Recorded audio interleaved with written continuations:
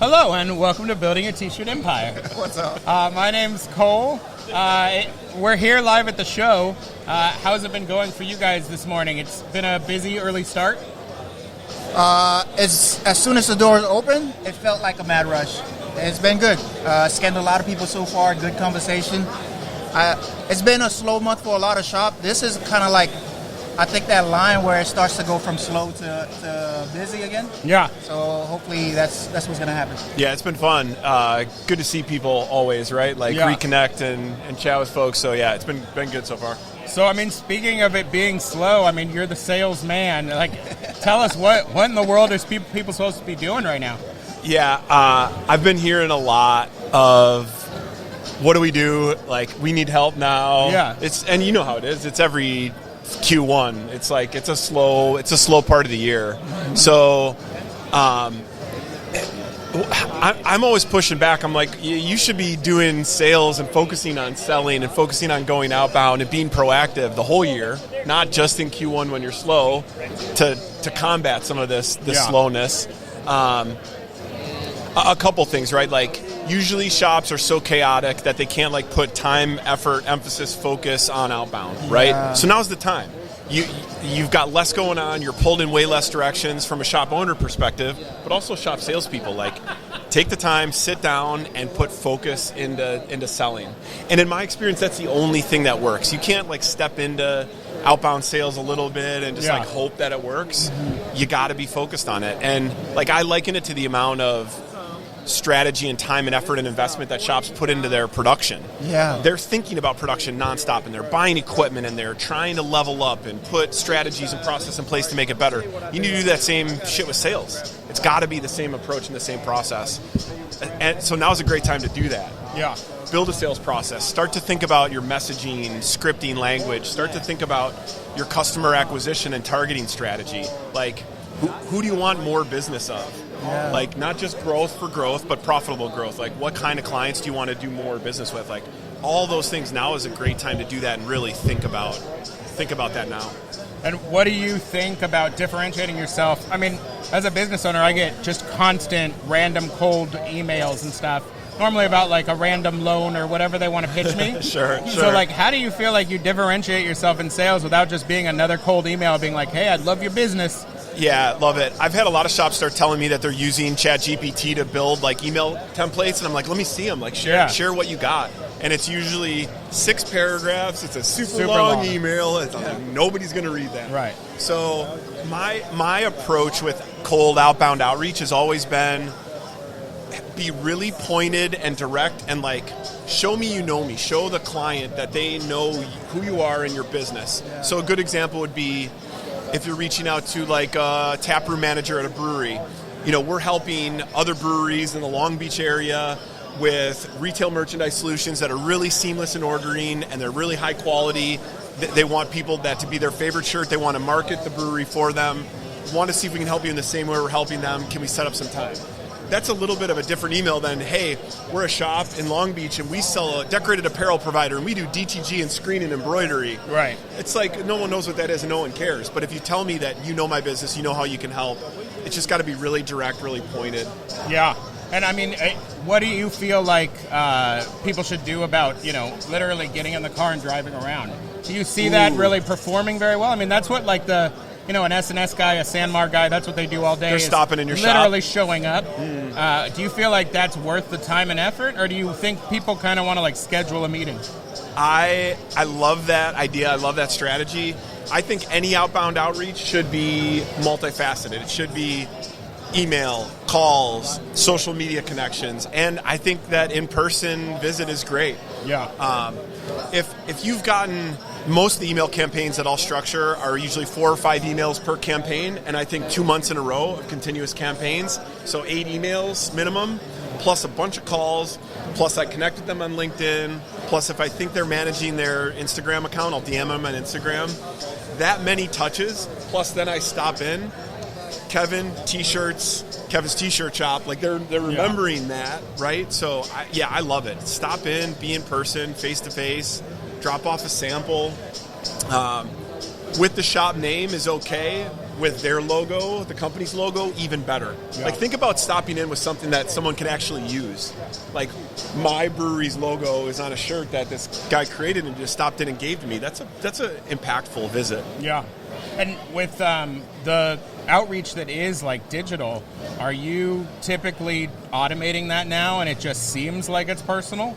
Or are you like using something like HubSpot in a CRM and then you're like, okay, now it's my turn to type this person, and you're just like calendaring it out? Yeah, that's a good question. I highly recommend automating that. Yeah. Just because it's an arduous process. Right. And it takes time, and it's like, I got to make sure that I'm thinking about every day going out and sending those emails. It's set in a campaign and a cadence. Doesn't mean it's not personalized. I'm still writing all the emails. I'm still documenting everything. But I'm setting it to go out for the whole month, and it's going out on a cycle. Yeah. And HubSpot or a CRM, most CRMs have email marketing built in, so you can do that.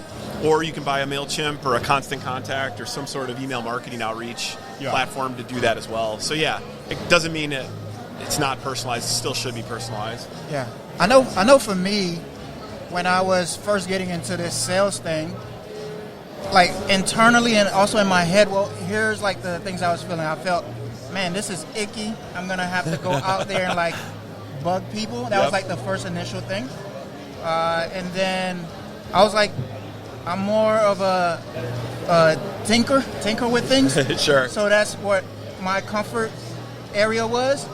Like, a lot of shop owners feel like that. I know that for a fact because they love being behind the scene. Yep.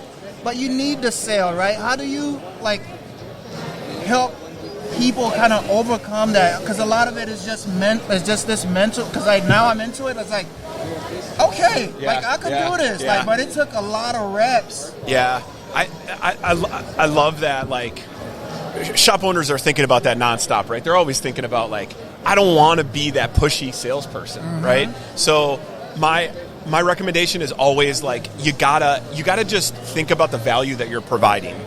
I'm not pushing shirts on people. I'm providing them with valuable service. Our clients love us. They love what we provide. They love the level of customer service and the focus they provide. Have that mindset going into outreach and cold calling. You know, I'm not outreaching to annoy people. I'm outreaching because I know I can help them. And I help all these other people in their industry. They should know that we exist, and they should know how we can help them as well. So I think coming in with that mindset of just like positivity, confidence, I'm here to help people. Like I think that really shifts, turning that arduous, monotonous, rejection-filled process of cold calling and makes it a little bit more fun and enjoyable. Yeah, I was listening to Tim Gibson, who we all know, on another podcast that Marshall did. And it was all about sales, the whole episode. Cool. But what was cool was one of his first sales that he did that was large, he just decided he wanted to work with Adobe, like the software company. And his first sale with them ever was 20,000 units. And like that idea of like deciding to pursue a specific person, working your way through gatekeepers. Like, love that. He did his entire sales approach, and he was okay with like not selling to anyone for 8 weeks. Because he was gonna pull it off. I love that. And that kind of approach was really interesting to hear. Whereas many of us are like, oh, I hope we hustle up a 100-shirt order.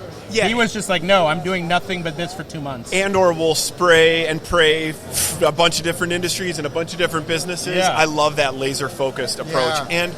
And because outbound outreach is so difficult, having that consistent, here's what I'm going to do, here's how I'm going to focus on it, I think works a bunch. I stole this from somebody, but niches make riches. Yeah. So like find the niche that you're good at and exploit it. Like let everyone know that we are the decorated apparel provider for X in this geography. Like we work with you, that's the people we work with. Yeah. And even more of a laser-focused approach of one company. That's I love it. That's crazy. Dive deep. Yeah. Oh, go ahead, Kevin. As the salesman of the industry, you are the salesman of the industry. Salesperson. Or the salesperson of the industry, right? What are you doing, like, to help shops out? Because I know you're working on a lot of stuff to help shops. I mean, really, like, think about it. Make money. Like, that's it. What are you doing? I'm working one-to-one with a bunch of shop owners and really helping them sell better, sell more effectively, think about sales strategically. Working with them to really build it out. Okay. So I know you launched something recently. Yeah. Talk a little bit about that. Yeah, I launched Sales Inc. last July, we had the first cohort. Sales Inc. is a membership-based community, so helps shop salespeople and shop owners just get together and network and talk about what's working, talk about what isn't working. Yeah. So I lead part of it, and then a lot of it is group-led. They'll come with issues, challenges, concerns. We meet twice a month. There's a Slack channel that we communicate on as well. Oh, nice. And the feedback that I've gotten from the folks are, we have the know-how now. So like a lot of the stuff that I'll do in my one-on-one consulting, they'll have in Sales Inc. They'll have a shared folder with all the documentation and everything there. So they now have the know-how. Now they can go out and start to execute on some of these strategies. But now they have this support system of more than just me working with them. It's all these other shop owners that are going through the same thing. Yeah. And really trying to grow and put time and effort and focus into sales. So yeah, it's been great. So I'm launching the second quarter Sales Inc. At the end of the month. So how are people able to be a part of that or sign up? Yeah, so sales.inc, sales.ink. There's a membership application.